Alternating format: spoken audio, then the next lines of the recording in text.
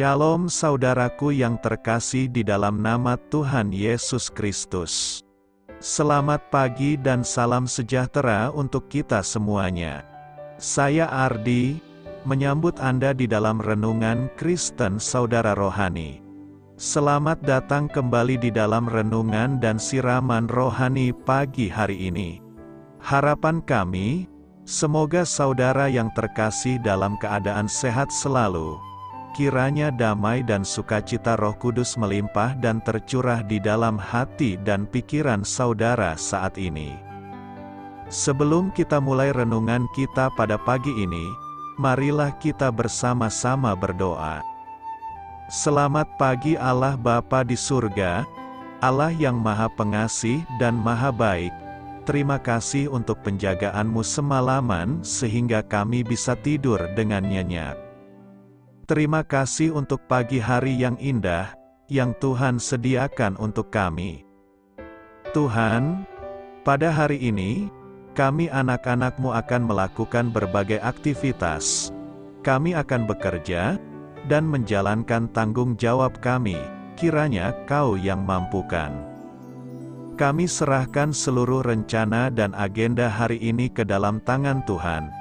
Biar Tuhan yang berkarya dan biarkan semua rencana sesuai dengan kehendak-Mu ya Tuhan Yesus yang baik. Ampuni dosa dan kesalahan kami Tuhan. Jadikan kami pribadi yang lebih baik setiap harinya. Terima kasih karena telah membolehkanku untuk kembali menghirup udara segar di pagi hari ini. Menikmati seluruh anugerah yang telah Engkau berikan kepadaku. Itu semua karena kebaikan dan curahan kasih yang nyata dari Engkau di kehidupanku. Haleluya! Dalam nama Tuhan Yesus, aku sudah berdoa. Amin. Sahabat saudara rohani, pembacaan ayat emas Alkitab renungan kita hari ini terambil dari kitab Mazmur 13 ayat 1 sampai dengan ayat 6. Untuk pemimpin biduan, Mazmur Daud, berapa lama lagi, Tuhan, Kau lupakan aku terus-menerus, berapa lama lagi Kau sembunyikan wajah-Mu terhadap aku? Berapa lama lagi aku harus menaruh kekhawatiran dalam diriku, dan bersedih hati sepanjang hari? Berapa lama lagi musuhku meninggikan diri atasku? Pandanglah kiranya, jawablah aku, ya Tuhan, Allahku. Buatlah mataku bercahaya, supaya jangan aku tertidur dan mati, supaya musuhku jangan berkata, aku telah mengalahkan dia, dan lawan-lawanku bersorak-sorak. Apabila aku goyah, tetapi aku, kepada kasih setia-Mu aku percaya. Hatiku bersorak-sorak karena penyelamatan-Mu. Aku mau menyanyi untuk Tuhan, karena Ia telah berbuat baik kepadaku. Ayat renungan pagi kita terambil dari kitab Mazmur 13 ayat 1 sampai dengan ayat 6. Inti dari ayat emas renungan kita adalah, berapa lama lagi, Tuhan, Kau lupakan aku terus-menerus? Mari kita mulai renungan pagi kita. Kata-kata bijak yang dapat kita petik adalah, maksud Allah yang bijaksana. Renungan kita pada hari ini ditulis dan disusun oleh Bill Crowder. Mari kita mulai kisah inspiratif. Inggris Raya adalah negara yang penuh dengan sejarah. Kemanapun Anda pergi, Anda bisa melihat piagam-piagam yang terpasang untuk menghormati tokoh-tokoh sejarah atau mengunjungi tempat-tempat yang dibangun untuk memperingati suatu peristiwa bersejarah yang terjadi di sana. Namun, ada satu tanda serupa yang bisa dibilang mewakili kekonyolan humor orang Inggris. Pada sebuah piagam usang di luar sebuah rumah penginapan di Sandwich, Inggris, tercantum pesan berikut, di tempat ini, pada tanggal 5 September tahun 1782, tidak terjadi apa-apa. Ada kalanya kita merasa tidak terjadi apa-apa saat kita berdoa dan terus berdoa, memohon kepada Bapa di surga, dan berharap Dia akan menjawab saat itu juga. Daud sang pemazmur menunjukkan rasa frustrasi seperti itu saat ia berdoa. Berapa lama lagi, Tuhan? Kau lupakan aku terus-menerus, berapa lama lagi kau sembunyikan wajah-Mu terhadap aku? Kita pun dapat dengan mudah mengutarakan hal yang sama. Berapa lama lagi, Tuhan, harus kutunggu jawaban-Mu? Akan tetapi, Allah kita tidak hanya sempurna dalam hal hikmat, tetapi juga dalam hal waktu. Daud dapat berkata, "Kepada kasih setiamu aku percaya. Hatiku bersorak-sorak karena penyelamatanmu." Pengkhotbah 3 ayat 11 mengingatkan kita, Allah membuat segala sesuatu indah pada waktunya. Kata indah berarti tepat, atau sumber sukacita. Allah mungkin tidak selalu menjawab doa-doa kita pada saat yang kita inginkan, tetapi Dia selalu menggenapi maksud-Nya yang bijaksana. Ketika tiba saatnya Dia menjawab doa-doa kita, yakinlah bahwa jawabannya itu tepat, baik, dan indah.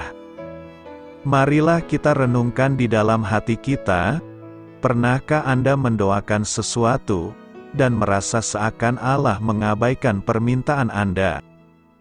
Pelajaran apa yang Anda terima saat menantikan jawaban doa Anda tersebut? Hal ini patut kamu ketahui. Mazmur 13 adalah sebuah doa ratapan mengenai 4 hal yang diajukan pemazmur di hadapan Allah. Masing-masing ratapannya diawali dengan ungkapan, "Berapa lama lagi?"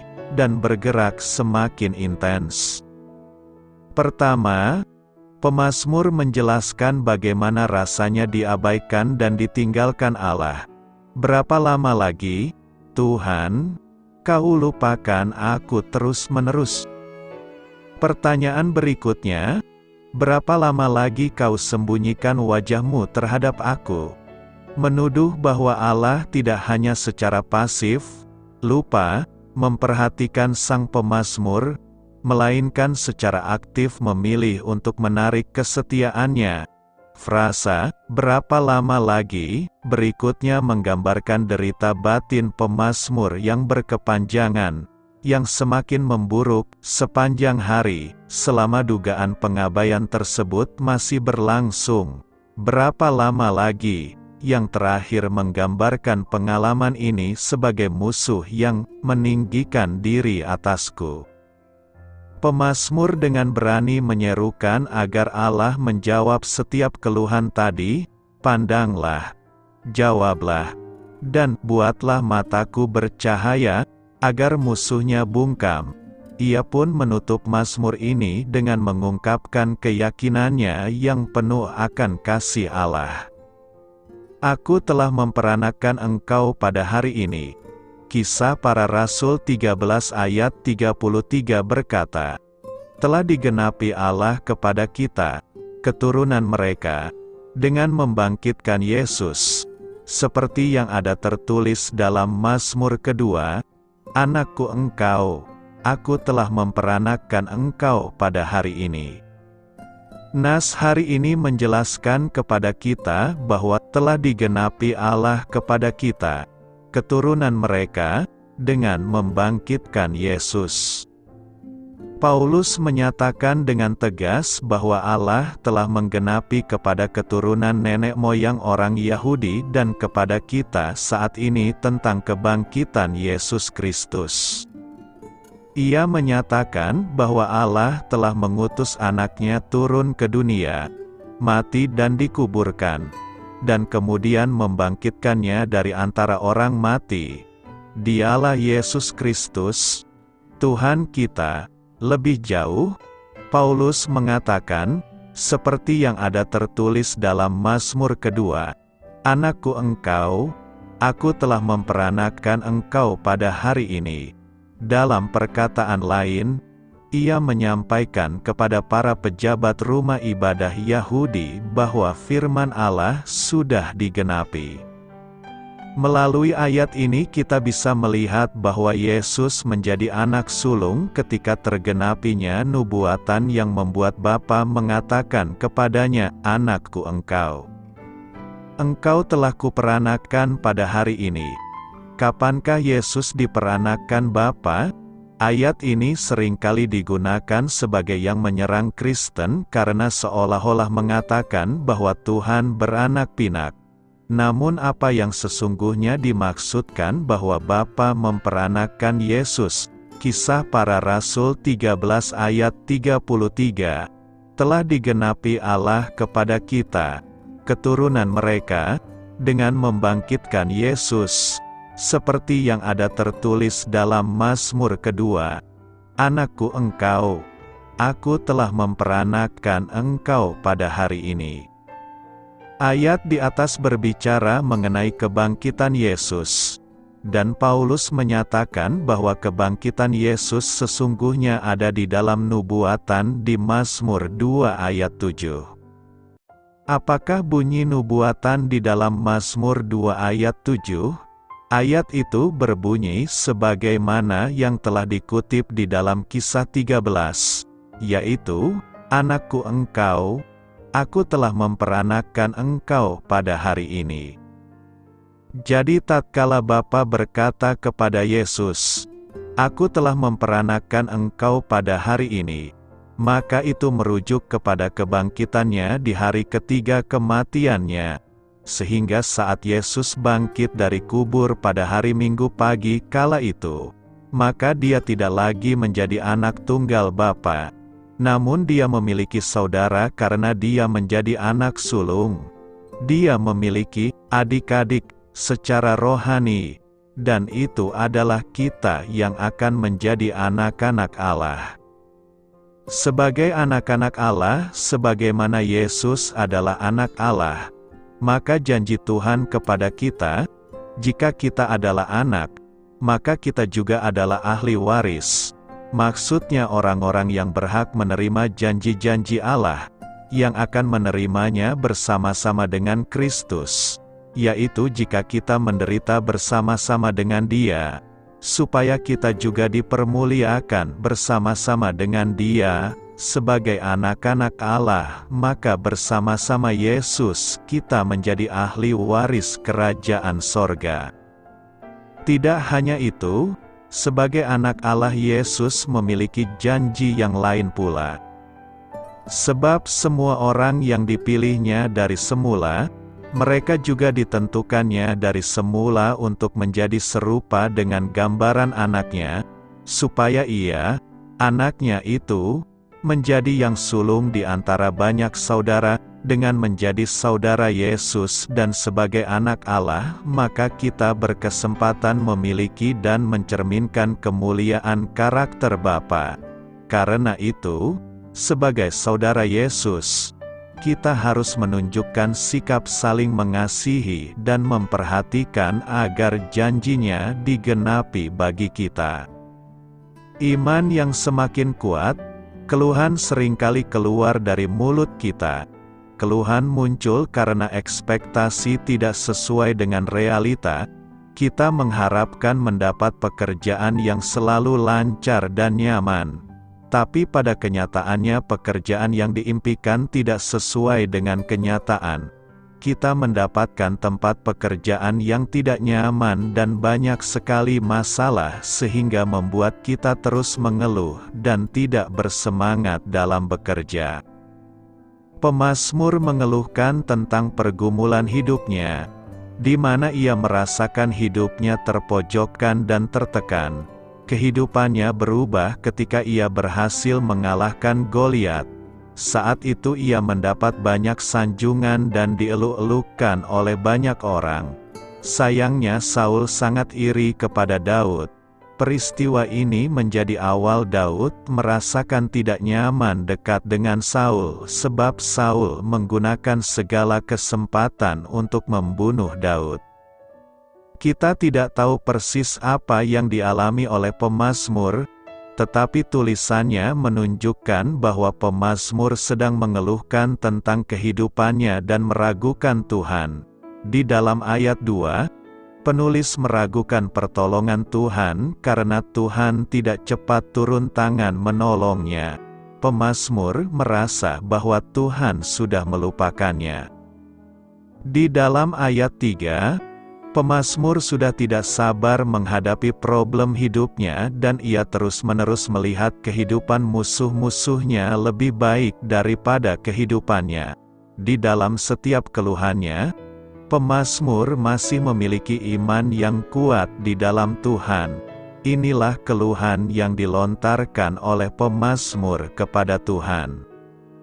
Pemazmur mencurahkan seluruh keluhannya kepada Tuhan dan pada waktu itu juga ia masih belum melihat pertolongan Tuhan dalam hidupnya.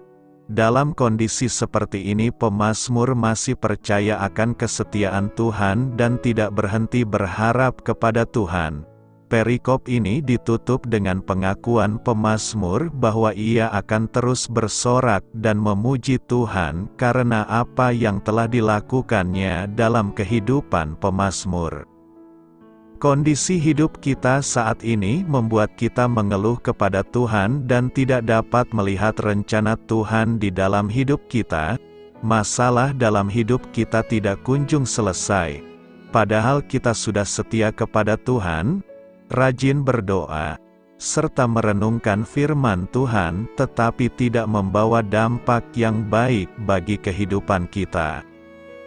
Ketika kita menghadapi berbagai masalah, marilah kita sampaikan keluh kesah kita kepada Tuhan. Kita utarakan semua yang kita rasakan dan kita alami kepada Tuhan.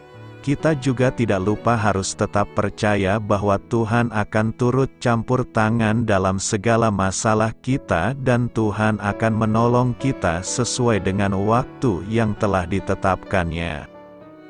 Masalah hidup memang berat dan membuat kita kecewa. Tetapi masalah hidup bukan untuk memudarkan iman percaya kita, melainkan membuat iman percaya kita semakin kuat di dalam Tuhan. Apa kata Alkitab tentang mempercayai orang lain?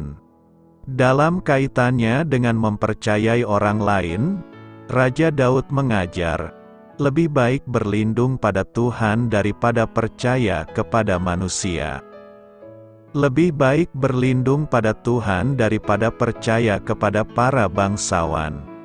Daud berbicara dari pengalaman, karena ia telah dikhianati berkali-kali oleh orang yang dekat dengannya. Bukannya menjadi pahit dan menganggap semua orang tidak layak dipercayai. Ia mengambil hikmahnya dan mengajarkannya. Orang berdosa akan mengecewakan kita, namun kita selalu dapat mengandalkan Allah. Raja Salomo, putra dari Raja Daud, mendapat pelajaran yang sama dan menambah bahwa lebih baik jika kita mempercayai Allah daripada mempercayai pikiran kita sendiri. Meskipun orang lain mengecewakan kita, dan kita sendiri kerap mengecewakan orang lain, kita perlu dan memang seharusnya mempercayai orang lain baik sedikit maupun banyak. Karena kita tahu bahwa Allah tak pernah mengecewakan, maka kita berani mempercayai orang lain. Rasa aman kita ada padanya, sehingga kita bebas mempercayai orang lain dan bersuka cita dalam kedekatan itu. Mempercayai orang lain sangat berkaitan dengan mengasihi orang lain. Kedekatan sejati hanya dapat dicapai melalui kejujuran dan kepercayaan. Membantu menanggung beban orang lain mengeratkan kepercayaan dan saling memperhatikan supaya kita saling mendorong dalam kasih dan dalam pekerjaan baik. Kepercayaan dibutuhkan jika kita hendak mengakui dosa kita kepada sesama dan menceritakan kebutuhan-kebutuhan kita. Kepercayaan melandasi hubungan antar manusia, terutama dalam keluarga Kristus yang berfungsi secara sehat. Umat Kristen harus mengusahakan layak dipercayai. Yesus menjelaskan bahwa para pengikutnya harus menepati janji mereka. Yakobus mengulangi perintah yang sama. Umat Kristen dipanggil untuk berhati-hati menjaga ucapan dan tidak menjadi gosip. Secara bersamaan, ada kalanya ketika umat Kristen dipanggil untuk berbicara dan membahas pemulihan dari dosa. Umat Kristen harus mengucapkan kebenaran dan menyampaikan kebenaran dalam kasih. Kita perlu berusaha supaya layak di hadapan Allah sebagai seorang pekerja yang tidak usah malu, yang berterus terang memberitakan perkataan kebenaran itu. Umat Kristen juga diharapkan memenuhi kebutuhan orang lain. Semua tindakan ini menandakan sifat yang dapat dipercaya. Umat Kristen seharusnya merupakan kalangan yang terpercaya di dalam masyarakat. Keadaan layak dipercayai itu dimampukan oleh Roh Kudus yang aktif terlibat dalam kehidupan orang percaya. Mempercayai orang lain tidak alami ataupun mudah. Lebih bijak jika kita berusaha lebih mengenal orang lain dan tidak langsung memberikan seluruh kepercayaan kita. Yesus melakukan hal ini ketika ia meninggalkan kerumunan orang pada waktu tertentu. Akan tetapi, kadang sulit membedakan antara berhikmat dalam memberi kepercayaan dan bersikap defensif demi melindungi diri karena pernah disakiti atau merasa takut. Jika kita menyadari kita sulit mempercayai orang sama sekali, maka lebih baik jika kita berintrospeksi dan, jika perlu, meminta supaya Allah memulihkan hati kita yang terluka. Alkitab memberi nasihat tentang mempercayai orang meskipun kita pernah dilukai. Mempercayai Allah adalah langkah yang pertama dan yang paling penting. Ketika kita tahu bahwa, bagaimanapun manusia lain memperlakukan kita, Allah akan selalu ada dalam kesetiaan, dalam kebenaran, dan selalu dapat diandalkan, maka kita lebih mampu menerima pengkhianatan atau kekecewaan. Mazmur 118 ayat 6 berkata, Tuhan di pihakku, aku tidak akan takut. Apakah yang dapat dilakukan manusia terhadap aku? Membaca firman Allah dengan perhatian khusus terhadap cara ia menegaskan kesetiaannya akan membantu kita. Doa sangatlah penting. Jika kita merasa Allah telah mengkhianati kita dengan memperbolehkan kita disakiti, kita perlu diingatkan kembali akan kebenarannya dan dihibur oleh kasih-Nya. Langkah kedua mengembalikan kepercayaan jika pernah disakiti adalah pengampunan. Sebagaimana Yesus memberitahu Petrus, jika seorang saudara berdosa terhadap dia 77 kali sehari dan meminta pengampunan, kita harus mengampuni. Pesannya bukan bahwa kita tidak perlu mengampuni untuk ke-78 kali. Melainkan bahwa kita harus menjadi umat yang selalu mengampuni.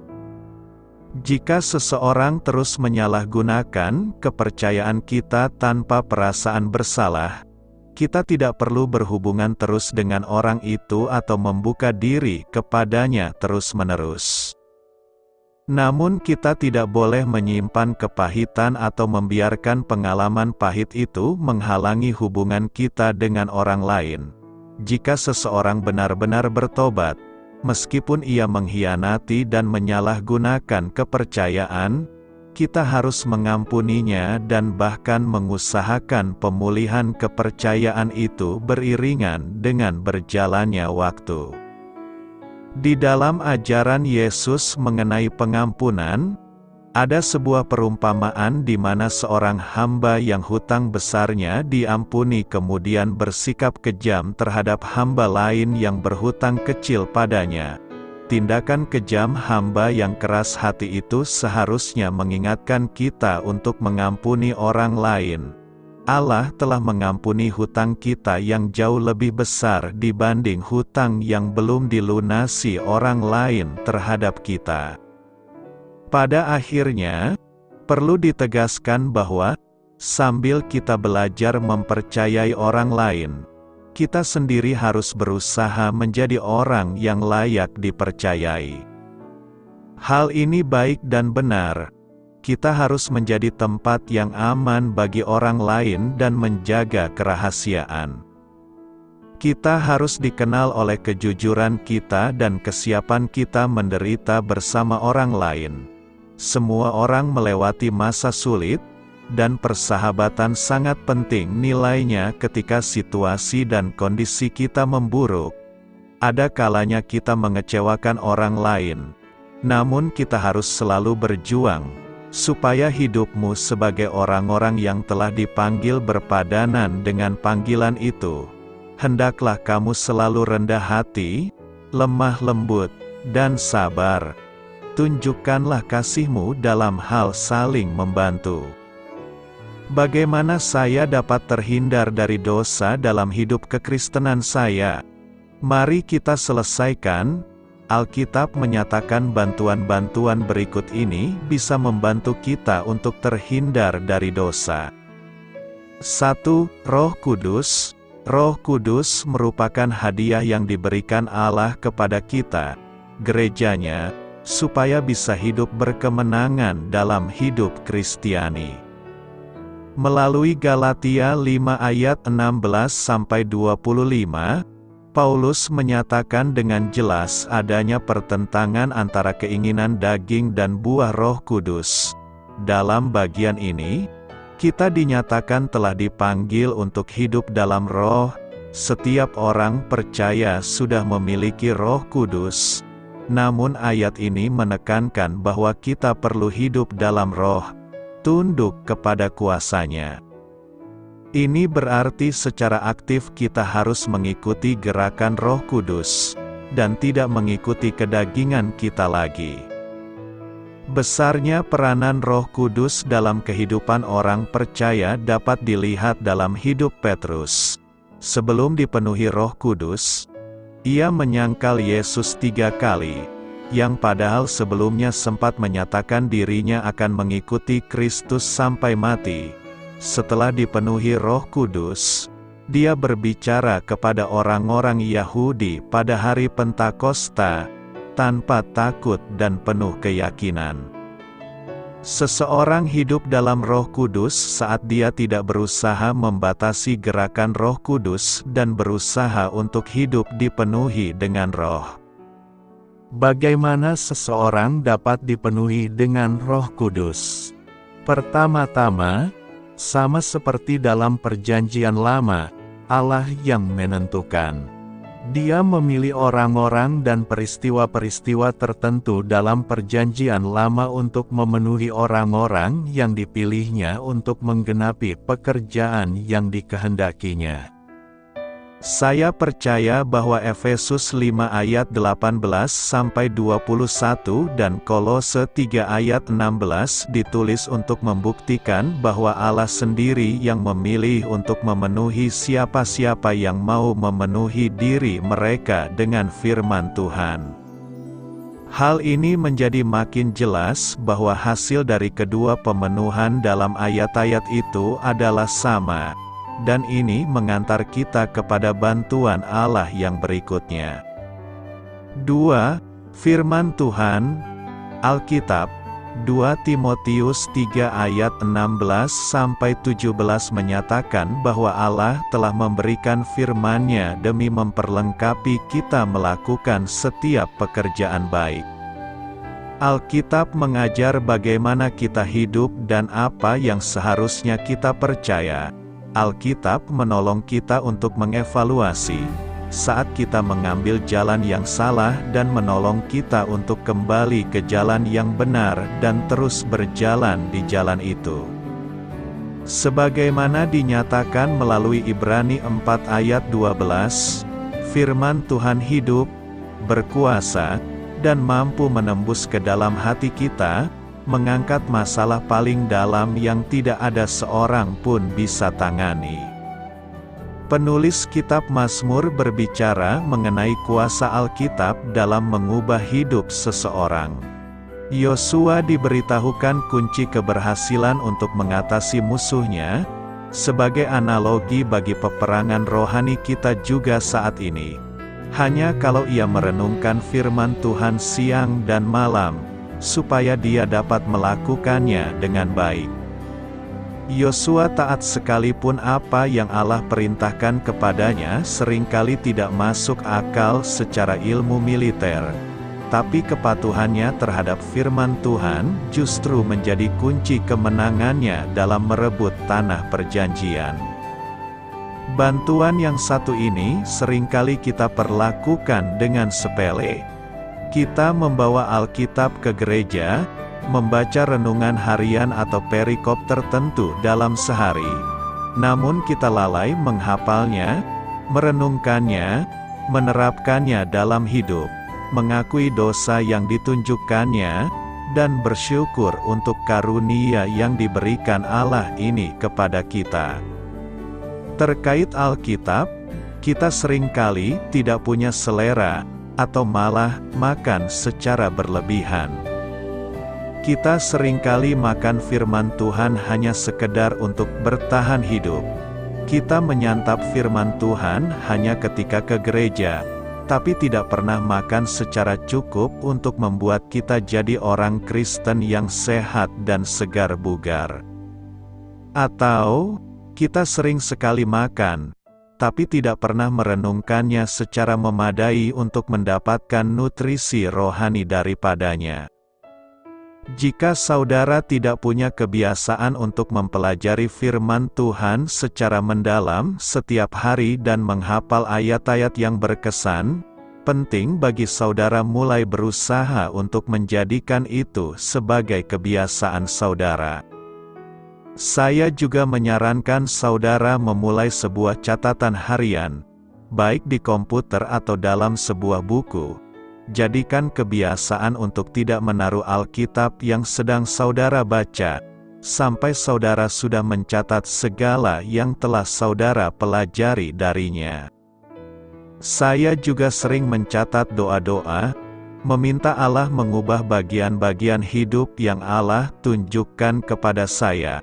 Alkitab adalah alat yang Roh Kudus gunakan dalam hidup kita dan dalam hidup orang-orang lain. Suatu bagian utama dan penting dari senjata rohani yang Allah berikan untuk kita pakai dalam peperangan rohani kita. 3. Doa. Ini adalah bantuan penting lainnya yang Allah telah berikan kepada kita. Bantuan ini pun sering diresponi orang Kristen secara basa-basi saja, apalagi untuk melakukannya. Kita ada persekutuan doa, waktu berdoa, dan sebagainya. Namun kita tidak menggunakannya sesuai contoh yang ditunjukkan gereja mula-mula. Paulus berkali-kali mengatakan bagaimana dia berdoa bagi mereka yang dia layani. Secara pribadi, kita sering tidak menggunakan bantuan ini. Padahal, Allah telah memberikan janji-janji indah sehubungan dengan doa. Paulus juga menyinggung soal doa dalam pembahasannya mengenai peperangan rohani. Bagaimanakah pentingnya doa? Ketika saudara mempelajari soal Petrus, saudara mengingat apa yang dikatakan Yesus kepadanya di Taman Getsemani, sebelum ia menyangkal Yesus. Ketika itu, saat Yesus berdoa, Petrus tidur. Yesus membangunkannya dan berkata, "Berjaga-jagalah dan berdoalah, supaya kamu jangan jatuh ke dalam pencobaan. Roh memang penurut, tetapi daging lemah." Sama seperti Petrus, saudara ingin melakukan apa yang baik, tapi tidak memiliki kekuatan. Kita perlu mengikuti nasihat Tuhan untuk mencari, mengetuk dan meminta, dan Dia akan memberikan kita kekuatan yang kita perlukan. Tetapi kita tidak boleh sekedar berbasa-basi mengenai ini. Saya tidak bermaksud mengatakan doa memiliki kuasa magis. Bukan demikian. Allah adalah Allah yang luar biasa, doa adalah pengakuan akan keterbatasan kita dan kuasa Tuhan yang tidak terbatas. Melalui doa, kita berpaling kepadanya untuk kuasa itu supaya kita dapat melakukan apa yang Dia ingin kita lakukan, bukan apa yang kita ingin lakukan. 4. Gereja, lagi-lagi kita sering mengabaikan bantuan yang ini. Ketika Yesus mengutus murid-muridnya, Dia mengirimkan mereka dalam kelompok yang terdiri dari 2 orang. Ketika kita membaca mengenai perjalanan-perjalanan misi di Kisah Para Rasul, mereka tidak pergi sendirian, tapi dalam kelompok yang terdiri dari paling sedikit 2 orang. Yesus berkata, di mana ada 2 atau 3 orang berkumpul dalam namanya, Dia ada di tengah-tengah mereka. Paulus menyarankan kita jangan menjauhkan diri dari pertemuan-pertemuan ibadah, sebagaimana yang dilakukan oleh beberapa orang, tetapi menggunakan kesempatan itu untuk saling menasihati satu dengan yang lain dalam kasih dan pekerjaan baik. Yakobus mengajarkan kita untuk saling mengaku dosa satu dengan yang lain. Dalam kitab Amsal, dalam Perjanjian Lama, kita diberitahukan bahwa besi menajamkan besi, orang menajamkan sesamanya, atau dengan ungkapan, tali 3 lembar tak mudah diputuskan. Ada orang-orang yang saya tahu yang bersekutu dengan saudara-saudari seiman melalui telepon atau bertatap muka langsung, dan membagikan bagaimana hidup kekristenan mereka berlangsung. Pergumulan mereka saling mendoakan satu dengan lainnya, dan saling bertanggung jawab menerapkan firman Tuhan dalam relasi mereka. Kadang perubahan terjadi dengan cepat, namun, kadang-kadang dalam area tertentu, perubahan terasa begitu lambat. Namun, Allah telah berjanji bahwa selama kita menggunakan bantuan-bantuan yang diberikannya, Dia akan mengubah hidup kita. Mari kita bertekun, karena kita tahu bahwa Dia setia kepada janji-janjinya. Seperti pohon di tepi aliran air, Mazmur 1 ayat 3 berkata, Ia seperti pohon yang ditanam di tepi aliran air, yang menghasilkan buahnya pada musimnya, dan yang tidak layu daunnya, apa saja yang diperbuatnya berhasil. Pemazmur menggambarkan kehidupan orang percaya seperti pohon yang ditanam di tepi aliran air. Perhatikan bahwa pemazmur tidak menggambarkan orang yang berbahagia itu sebagai pohon yang tumbuh, atau pohon yang tertanam, melainkan pohon yang ditanam di tepi aliran air. Apa yang pemazmur ingin sampaikan adalah bahwasanya pohon itu tidak tumbuh di tepi aliran air secara kebetulan atau sebagai akibat dari proses yang alamiah. Pohon itu tidak akan pernah tertanam di tepi aliran air seandainya tidak ada seseorang yang secara sengaja menanam bibit pohon itu di sana. Ini merupakan kiasan yang sangat indah untuk menggambarkan orang yang pada akhirnya menemukan kebahagiaan yang sejati di dalam hidupnya. Kebahagiaan sejati tidak akan pernah timbul, baik secara spontan, natural, maupun dengan usaha yang timbul dari kehendak seorang manusia. Sama seperti biji pohon tidak dapat memutuskan untuk tertanam di tepi aliran air, manusia tidak dapat membuat keputusan apapun untuk membuatnya hidup dalam kebahagiaan. Satu-satunya cara agar seseorang dapat menemukan kebahagiaan di dalam hidupnya adalah apabila ada seorang pribadi yang berkuasa atas orang itu, yang berintervensi dan menempatkan orang itu ke dalam hidup yang baru. Pribadi yang dimaksud tentu saja adalah Allah, melalui Roh-Nya yang kudus. Pohon yang ditanam di tepi aliran air akan tumbuh subur dan menghasilkan buah pada musimnya. Keberadaan buah menunjukkan bahwa pohon tersebut memiliki makanan yang berlimpah sehingga ada bagian yang dapat disimpan sebagai cadangan makanan untuk bertahan hidup ketika musim kering tiba. Tidak hanya itu, buah tidak hanya berguna bagi pohon itu sendiri tetapi juga bagi sang penanam pohon. Orang itu menanam pohon itu di tepi aliran sungai dengan harapan suatu saat kelak ia akan menikmati buah-buah yang matang, manis, dan segar yang pohon itu hasilkan. Demikianlah halnya mereka yang telah menemukan Yesus Kristus dan menerima hidup yang baru. Mereka tidak akan berkekurangan dalam segala hal yang baik yang mereka butuhkan. Mereka sama seperti Daud yang di dalam Mazmurnya mengatakan, "Tuhan adalah gembalaku, takkan kekurangan aku." Tidak hanya itu, hidup mereka akan berkelimpahan dengan kasih karunia Allah sehingga akan selalu ada berkat yang bisa mereka bagikan sebagai buah untuk membangun orang lain dan terutama untuk memuliakan Allah yang adalah Sang Penanam.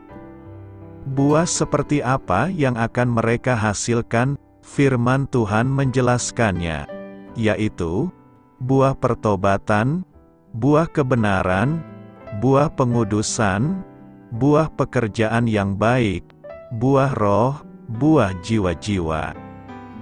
Dengan demikian, seperti kata pemazmur yang mengatakan bahwa daun pohon itu tidak akan layu, anak-anak Tuhan yang telah terlahir kembali tidak akan berputus asa. Justru sebaliknya, mereka akan selalu memiliki pengharapan dan pengharapan itu tidak akan mengecewakan mereka. Mereka akan giat bekerja bagi kerajaan Allah dan sekalipun lelah, mereka akan menemukan sukacita di dalam setiap jerih payah mereka sebab Kristus akan selalu bersama-sama dengan mereka. Mereka akan mendapati apa yang mereka kerjakan berhasil sebab Allah menyertai mereka dan mendengarkan serta mengabulkan doa-doa mereka. Karena itu, pastikan hidup kita telah ditanam Allah di tepi aliran air yang membuat hidup kita berbuah setiap saat. Tuhan adalah kasih dan setia. Tema yang akan kita renungkan adalah Tuhan adalah kasih dan setia. Kasih setia adalah gagasan yang menyatakan kasih yang setia dalam tindakan dan kerap dalam Perjanjian Lama merujuk pada kasih setia yang telah diungkapkan dalam hubungan kovenannya dengan Israel. Kasih setia Tuhan adalah menunjukkan akan kelembutan, kebaikan dan kemurahan yang tak bersyarat. Sebuah hubungan di mana Dia mencari manusia dengan kasih dan kemurahan. Kasih setia Tuhan mengekspresikan baik loyalitas Tuhan terhadap perjanjiannya dan kasih-Nya terhadap umat-Nya beserta dengan sebuah kesetiaan untuk memelihara janji-janji-Nya. Mazmur 36 ini adalah mazmur yang berisikan tentang kasih setia Allah dalam bentuk puji-pujian dan pengakuan percaya. Kalau kita membaca perikop ini yang dipuji pemazmur adalah kasih dan setia Allah, keadilan dan hukum Allah. Kasih setia Allah yang menjamin hidup di bumi ciptaannya adalah begitu luas, sehingga tak dapat dibayangkan manusia. Kasih setia Tuhan sampai ke langit dan sampai ke awan-awan. Keadilan Tuhan dan hukum-Nya seperti gunung-gunung yang tinggi dan dalamnya sedalam samudera raya.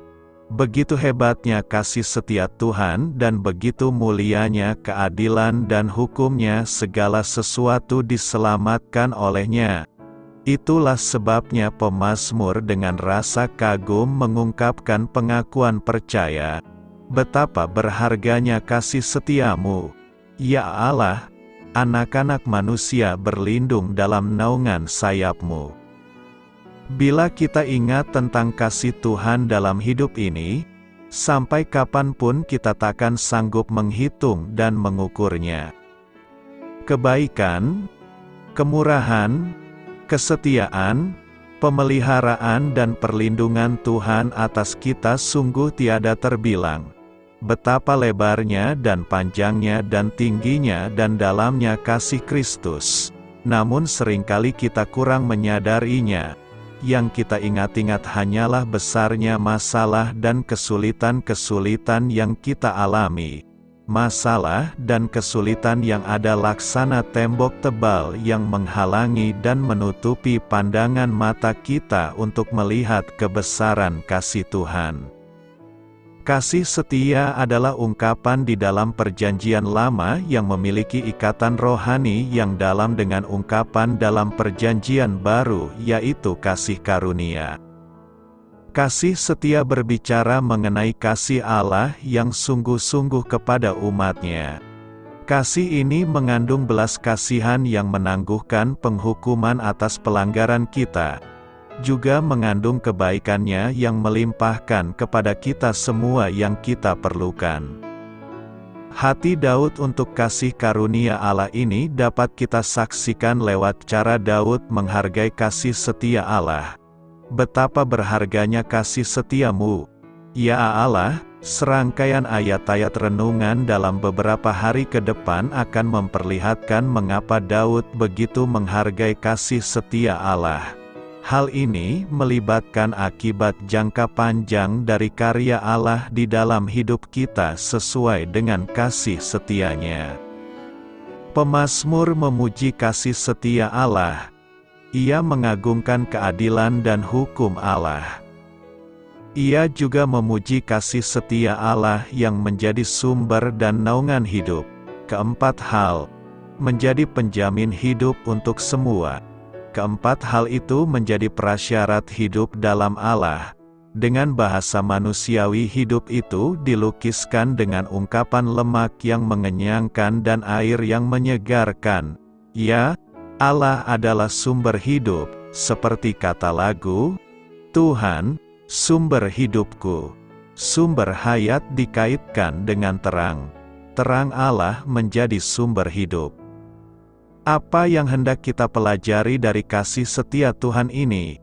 Pertama, kasih setia Tuhan tidak sekedar diceritakan dan dirayakan, tapi juga diwujudkan. Orang percaya yang mengalami kasih setia Tuhan harus hidup dalam kasih setia. Kasih setia adalah dua hal yang berbeda namun menyatu dalam tindakan iman. Kasih tanpa kesetiaan ibarat fata morgana, indah dipandang, namun akan segera hilang. Kesetiaan tanpa kasih hanyalah ketaatan yang hampa, hidup yang dipenuhi dengan kewajiban belaka. Mewujudkan kasih setia kita tidak boleh dipaketkan dengan materi. Kalau ada uang, aku sayang padamu, kalau tidak ada uang kita pisah. Melainkan satu paket dengan ketulusan dan ucapan syukur. Kedua, kasih setia Tuhan tidak pernah berkesudahan. Selalu baru tiap pagi, kokoh atau berubah untuk selama-lamanya, berlaku dalam segala zaman, generasi dan keadaan. Kasih setia-Nya bersifat aktif dan persisten mendatangi hidup kita, teguh dan penuh belas kasihan. Ketiga, kasih setia Tuhan akan menopang seluruh kehidupan orang. Orang yang dimaksud itu adalah orang yang a. takut akan namanya, b. terikat dalam perjanjian kekal dengan Allah, c. percaya atau taat kepada perintah-Nya, d. kembali kepada Tuhan dalam pertobatan, e. mengandalkan Tuhan dan berseru kepada-Nya. Inilah yang menjadi kekuatan bagi jiwa ketika kita dapat bersandar pada kekuatan kasih setia-Nya. Tuhan tetap setia sekalipun kita tidak setia. Ia dekat meskipun seringkali kita yang menjauh dari-Nya. Oleh sebab itu bersyukurlah karena Tuhan itu baik, kasih setia Tuhan kekal selamanya. Saat kita merasa cemas, gelisah dan tidak tenang ketika melihat keadaan suatu bangsa, kota ataupun anggota keluarga yang hidup tidak benar, berserulah kepada Tuhan dan pegang firman-Nya, dan bersandar pada kasih setia-Nya yang tidak pernah berubah. Timbul pertanyaan kita sekarang, bagaimanakah cara kita untuk menjaga kesetiaan kita kepada Tuhan? Ada beberapa hal yang harus kita lakukan, yakni: pertama, kita harus beriman yang teguh kepada Tuhan. Tidak ada kasih yang lebih besar daripada kasih seorang yang memberikan nyawanya untuk sahabat-sahabatnya. Kamu adalah sahabatku jikalau kamu berbuat apa yang kuperintahkan kepadamu. Yesus rela memberikan nyawanya kepada mereka yang Dia sebut sebagai sahabat, dan ini telah dibuktikan lewat kematian-Nya di kayu salib. Siapa sahabat Yesus? Murid-muridnya. Siapa murid-murid Yesus? Mereka yang mengikuti Yesus dan tetap setia. Apakah yang menyebabkan kita tidak mau mengikuti Yesus lagi? Keuangan yang tidak kunjung baik, pasangan hidup yang tidak kunjung datang. Tantangan dapat datang ketika kita ditawari pekerjaan di luar kota yang dapat membawa kita jauh dari Tuhan. Tantangan dapat juga datang dari pasangan hidup dari luar yang mengajak kita meninggalkan Tuhan. Saat itu semua datang, dapatkah kita tetap mempunyai iman yang teguh kepada Tuhan? Apapun pergumulan kita saat ini, percayalah semua tidak lebih berat dari apa yang sudah dialami Yesus. Dia telah menunjukkan kasih-Nya yang terbesar. Mari kita tetap setia dalam kondisi apapun dalam hidup ini. Kedua, kita harus patuhi perintah Tuhan. Yesus telah melakukan semua tugas dari Bapa di surga sampai selesai. Diawali dengan kelahiran-Nya sebagai manusia sampai mati di kayu salib. Penderitaan menuju salib sangatlah berat. Dalam kondisi terberat, Yesus tetap mematuhi perintah Bapa. Dia adalah teladan karakter setia. Hendaknya kita mengikuti teladan ini, mematuhi perintah Tuhan. Sikap ini bisa dibuktikan dalam setiap tanggung jawab yang diberikan kepada kita. Dalam pelayanan misalnya, seberapa sulit kita sedang membantu hidup orang lain, selagi itu masih tanggung jawab kita, maka kita harus menolongnya.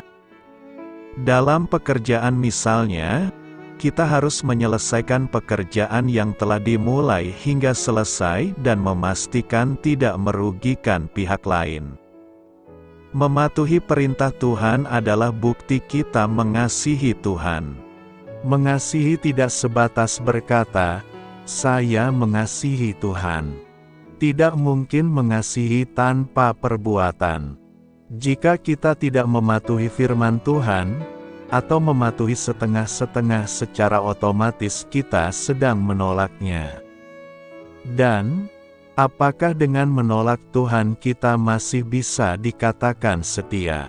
Kepatuhan seseorang kepada Tuhan dilihat dari bagaimana ia melakukan bukan hanya hal-hal yang disukainya saja, melainkan juga hal-hal yang tidak disukainya demi kasih-Nya kepada Tuhan. Ketiga, kita harus mulai dari perkara kecil. Banyak hal dimulai dari langkah-langkah kecil, demikian pula dengan kesetiaan. Kita bisa belajar setia lewat perkara-perkara kecil, seperti membaca firman Tuhan dan berdoa setiap hari, pergi beribadah, dan mengerjakan tugas pelayanan dengan penuh tanggung jawab. Setia dalam perkara kecil tidak hanya terbatas dalam hal-hal rohaniah. Contohnya, seorang pedagang yang menjual barang dengan jujur. Ia mengatakan bahwa produknya asli karena memang itu barang asli, sehingga pembeli yang melihat integritasnya lalu memutuskan menjadi pelanggannya. Perkara-perkara kecil apa yang dipercayakan kepada kita saat ini? Menyusun proposal harga, membeli barang untuk perusahaan, datang tepat waktu, baik ke kantor maupun ke gereja. Apapun itu, mari lakukan dengan setia mulai hari ini. Renungkan, apa yang hendak kita renungkan hari ini? Pertama, kasih setia Tuhan memungkinkan kita menjalani kehidupan hingga kini, di tengah banyaknya mara bahaya, penyakit, ancaman yang membuat hidup kita sebenarnya sangat dekat dengan maut. Tetapi kasih setianya selalu menyelimuti kita sehingga maut tidak dapat menyentuh kita. Kedua, kasih setia Tuhan membuat kita tidak dihukum sekalipun banyak dosa dan pelanggaran yang berulang-ulang kita lakukan. Sering kita tidak peduli dengan nasihat firman Allah. Kita sering bersungut-sungut, tidak taat hukum dan tidak peduli dengan keadilan. Kita sering lupa dengan kebaikan dan sering meniadakan hal baik yang kita terima. Sebaliknya lebih sering dan hafal dengan hal buruk yang menimpa kita. Ketiga, kasih setia Tuhan melayakkan kita bermohon pada belas kasih-Nya. Bermohon agar Dia memerhatikan dan menolong kita dalam kelemahan kita, agar Dia menyelamatkan kita, agar kita melihat kebaikan orang-orang pilihan Tuhan. Karena itu, teruslah berjuang untuk hidup dalam kasih setia Tuhan. Doa saya menyertai saudara sekalian. Marilah kita menyampaikan doa syafaat. Allah pengasih, tolonglah aku belajar bersabar dalam doa yang keluar dari keyakinanku padamu. Amin. Sampaikan harapan dan permintaan saudara kepada Tuhan.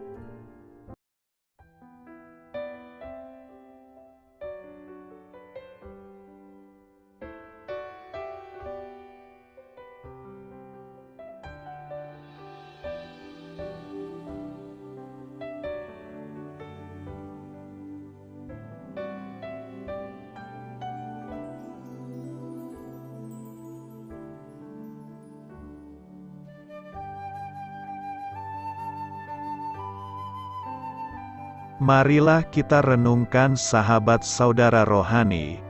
Demikianlah renungan firman Tuhan pagi hari ini. Semoga menjadi berkat dalam hidup kita. Dan sebelum kita memulai segala aktivitas kita pagi hari ini, marilah kita berdoa. Selamat pagi Bapa, malam hari telah berganti pagi.